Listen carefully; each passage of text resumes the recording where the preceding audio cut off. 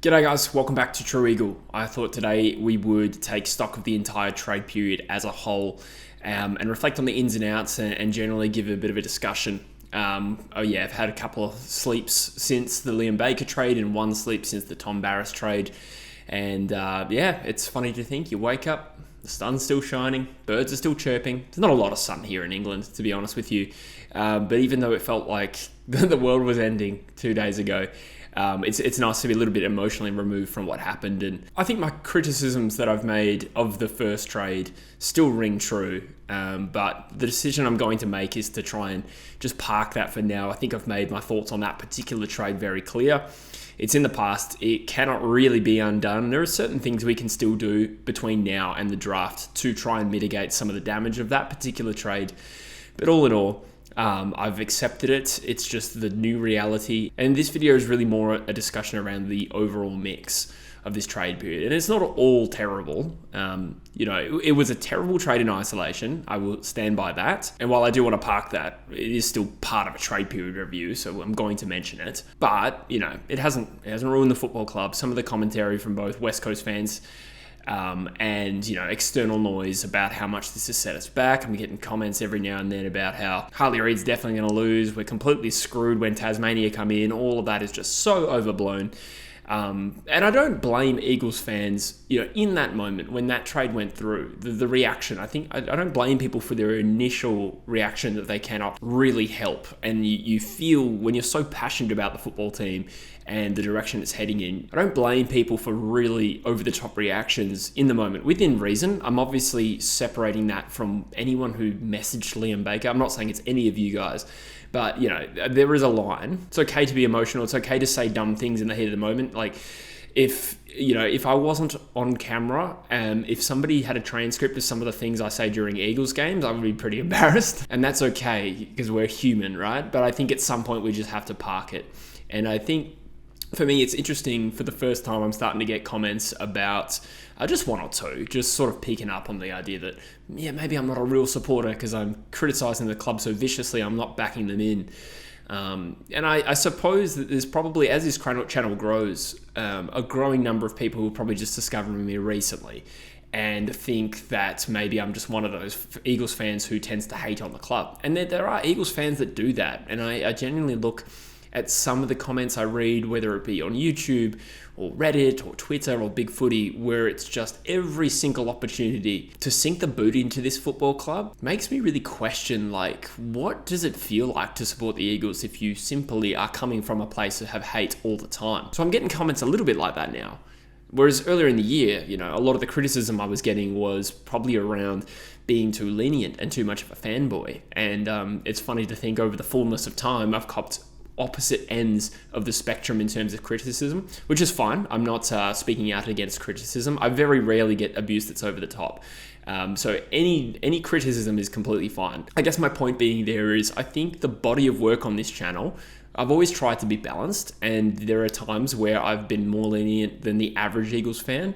And, the trade period was one example where I sunk the boot into a decision that I did not agree with. So I will have an ongoing commitment to this channel being a reflection of what I truly think, trying to cut through the noise a little bit where necessary, but also giving the fullness of my opinion. Having said all that, like I said, it's time to park the tantrum element of what I think and try and, more unemotionally go through what we got done in this trade period. So, ins included Liam Baker, Matt Owies, Jack Graham, who left Barrass and Darling. So in terms of the ins, look, I see value in each individual player. The age bracket thing is something we've banged on about. It's almost becoming a buzzword at the moment, but it's true that these guys, in terms of the players they are, will be important players now and in the future, and it'll be short to medium term future. So I've always agreed with that strategy.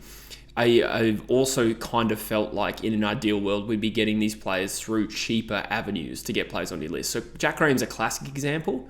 And you could say Matt Owies was kind of cheap in a way. I mean, the thing is, it's hard to equate what West Coast rated him at when we didn't accept 12 and 14, but once Owies was involved, we did accept it. So do you conclude that he's expensive or not?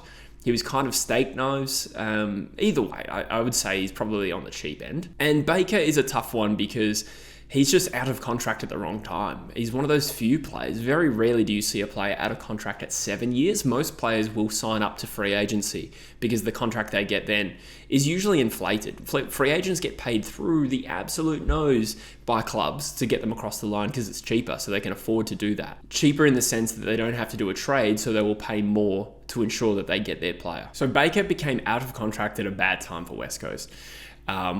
As for the player himself, I mean, I'm happy to have this guy. Like, if you isolate it from the cost, like this guy, I think will bleed blue and gold for us. I think he's got some really nice attributes. I think he's clean. That's the first thing that comes to mind. He's clean with the footy. He can be high impact. I don't think the stats tell the story with Liam Baker. And he has been routinely in the top half a dozen of Richmond's best and fairest in both good years and bad years. And a great clubman and a great leader.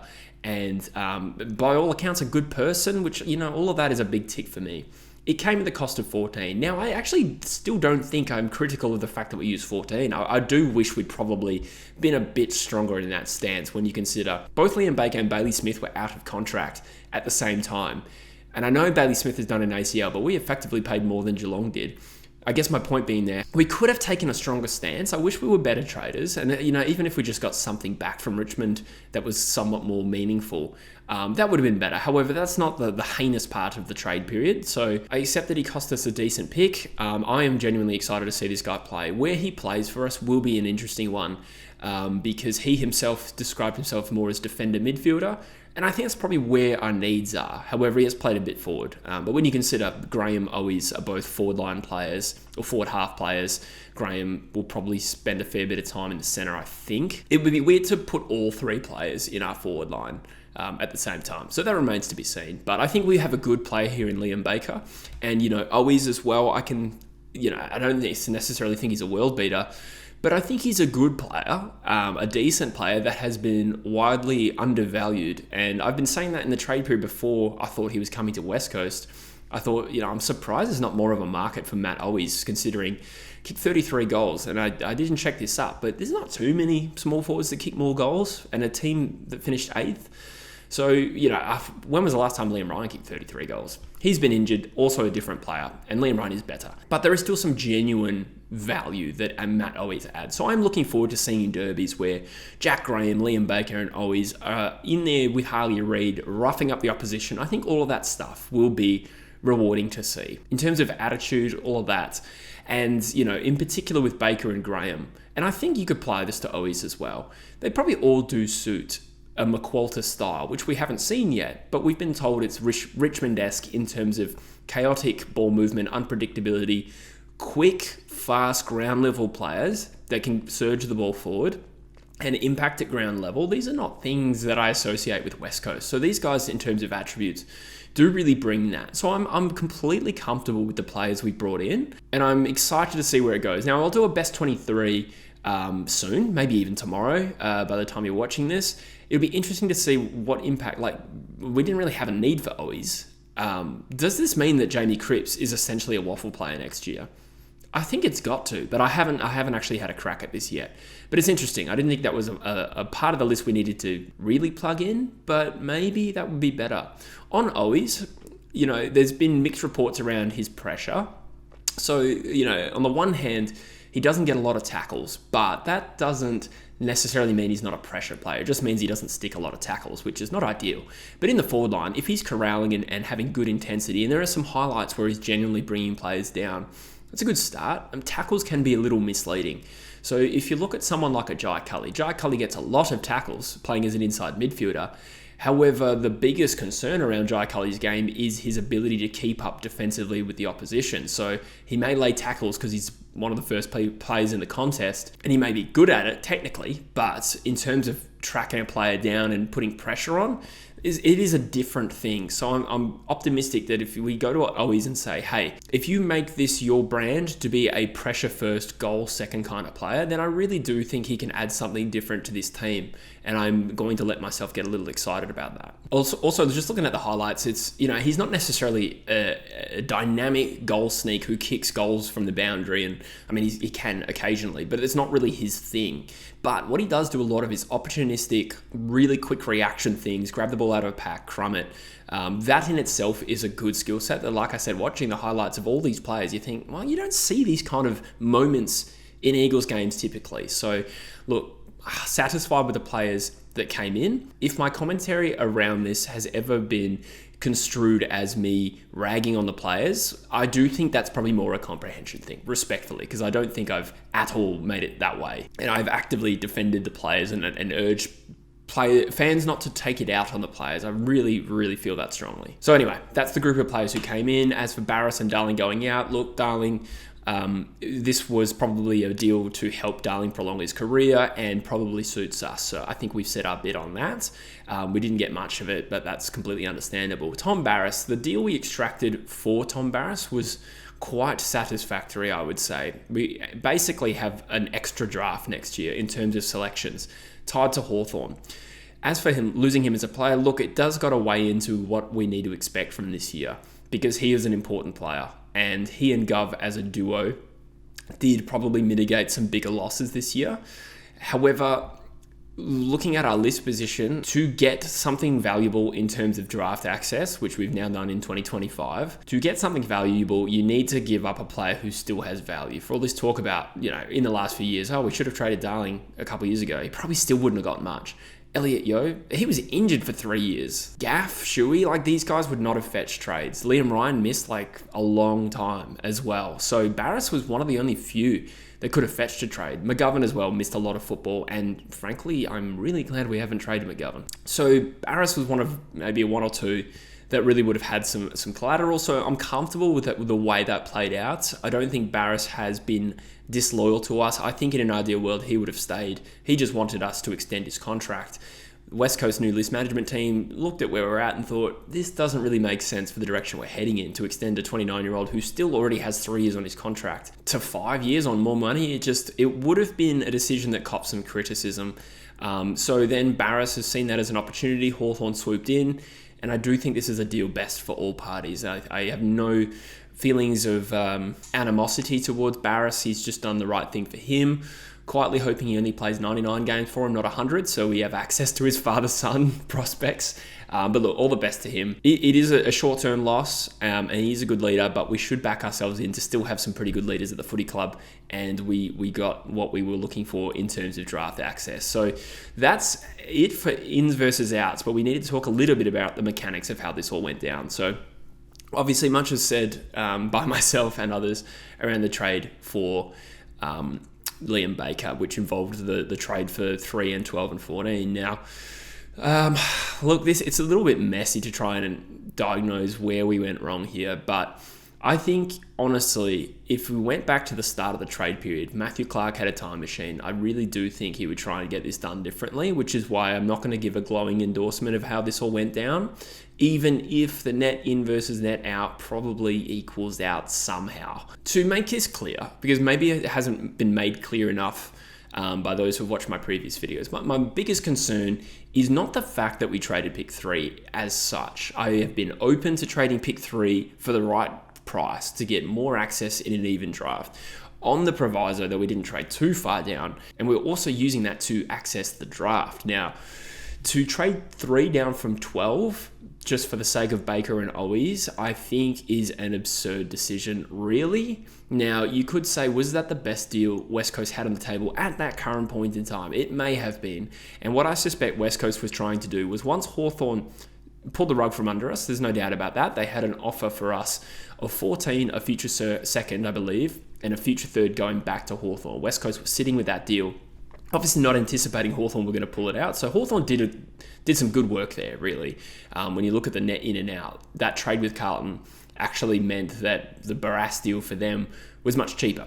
Anyway, this is about us. So once that was done, we were then faced with the decision of having to either accept the Barrass deal, which then became future picks, which would have been about the same. I think it was a future first and a future second for our future third going back. But I imagine what West Coast thought in that instance was to maximize what we can get from Hawthorn in a Barrass deal, given he's contracted, we can wait that out. We need to prove that we can get Liam Baker done first. And if we get Liam Baker done first, Hawthorn will no longer think that we need to accept their deal to get Liam Baker done, if that makes sense. That was West Coast thinking here, right? But the result of trading 3 down to 12 is far from ideal because of the strength of this draft and our need for access to top talent. Like I said, look, I understand the difference between drafting at 3 and 12 historically is not that high. But I'm critical of our use of assets here.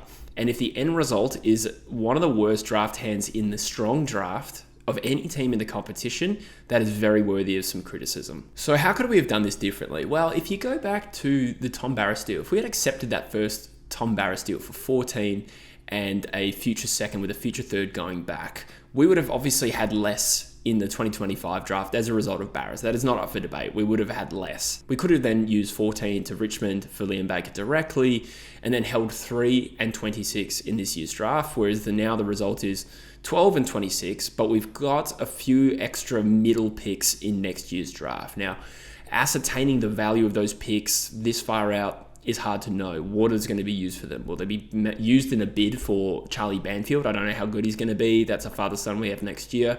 Is it part of a Warner play? Is it part of trading back into this year's draft? It's very hard to do all the math on that right now. But I think it would have been a stronger position to hold 3 at the expense of those later picks, which we could then still dangle in front of other teams wanting to trade up. So that's probably where we went wrong. On the other hand, am I really critical of Matt Clark not accepting that deal in first instance? Probably not. I probably wouldn't have accepted it myself. So if I'm being honest, Matthew Clark probably did the right thing by not accepting it. It's just that it kind of blew up in their face to some extent. However, we recovered that situation somewhat by being able to wait out Hawthorn, who obviously wanted their man, despite what people were saying. Hawthorn wanted Barrass, and they eventually paid a very decent price for him. So I guess at the end of the day, my biggest concern is our draft hand this year.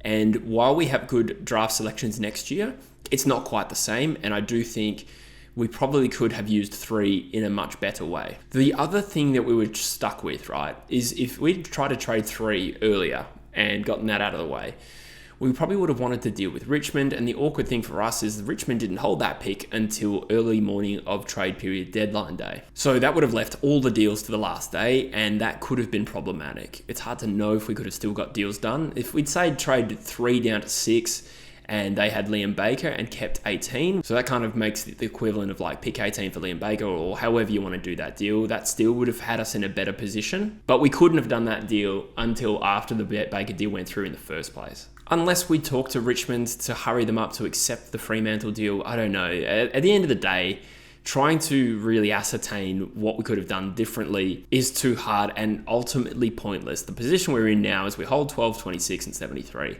So we probably need to just move on with that. However, I'm really hoping we do try and salvage this year's draft position with trading future picks into this year's draft. Now, it's not a position from which we have strength. Like I said in the other video the other day, that future picks are probably going to value slightly less. So we're going to pay some sort of premium tax, if you want to call it that. Whereas if we trade like our future first next year, I mean, that could be pick 1 or 2 at this rate. Probably not, hopefully not. But if it's pick 2 or 3, whatever, if we traded that into this year, it's not going to be worth pick 2 or 3 in this year's draft. There is the recency sort of premium you put on it, or the immediacy, like it's more valuable because it's now. It's also a stronger draft, and there's always uncertainty with future picks. But if it's a future second or a future Hawthorn first into this year's draft, I say we try and get that done, explore all options, but it relies on other clubs wanting what we want, which is not a great position to deal from. So live trading is an option. I don't know. I still am disappointed that we don't hold a pick higher than 12 and basically no pick after 26. People are asking about Malachi Champion. So he's a academy player that we could potentially, match a bit on quite late with West Coast. And we can get him wherever he lands in the draft so long as we have points. Now, we don't hold any points now, really. I don't want to perpetuate rumour. So I'm going to put a big disclaimer on this as rumour, but I heard someone say he's dealing with concussion issues and I feel like he's falling down the order. So I think there's a distinct possibility that Malachi doesn't get bid on at all, which would leave him to our rookie list. Now, fingers crossed he's okay, and I'm wrong about that. I'd rather lose him and he be good than him have concussion issues. However, I'm just saying that with that rumour, in addition to West Coast's moves here, where we traded 63 and 68 out to Carlton, that implies to me they're not making a play for Malachi, or they think he'll not get drafted at all. But that is a little bit of guesswork from me. I'm not too sure what happens. But at the end of the day, I do like Malachi. I've seen a bit of him. I think he played Waffle Seniors this year for Subi. Looks like a good talent, and I've also seen him in a podcast, and he seems like a ripping kid. So I hope he ends up at West Coast, but we don't need to commit to a player just because he's part of our academy. I'm more concerned with just picking the best players, but hopefully, best case scenario, Malachi joins our rookie list, and he becomes an absolute star of the competition. Anyway, guys, that is my comprehensive wrap of the trade period. Look, I don't think we handled this well, in the sense that I think if we had a time machine, Matt Clark would go back and do something different. The club well and truly knows what people think. I mean, you see it with interviews with Matthew Clark and Don Pike. They're already defending criticism. Liam Baker obviously referenced the uproar, and that makes me a little bit sad. I've made my opinion clear on the strategy, but anyone directing it at Liam Baker, that makes me a bit sad, and I don't want us to be that club. But like I said, I am in no position to tell anyone how to be an Eagles fan. I'm just saying, I think we need to embrace them, get around the boys, be critical of the move, for sure. You don't need to support every move to be a true Eagles fan, that's for sure. We will be okay. I didn't like this move, but it's not going to set us back a million years. And you're not an idiot for feeling that in the moment, but now we've all had time to cool, chill. We'll be okay. We're a good club. There is a chance we draft someone good at 12. Like I said, you deal in probabilities. It would be much better if we'd done better trades to get better access in this draft, but it's not the end of the club. Harley Reid isn't leaving at the end of his contract because of this, and we'll be okay. So, like I said, best 23 video coming out fairly soon, I would have thought, and probably by the end of the week, maybe even tomorrow. And then we got to start talking about the draft. And while at the moment I'm a little bit down on it, I also know that I'm going to be really excited by the time the draft comes around, and there's a few talents I like around this range. So now that we've had a few days to call on it, let me know in the comments what you think, what you feel, and I'll see you in the next one, guys. Cheers.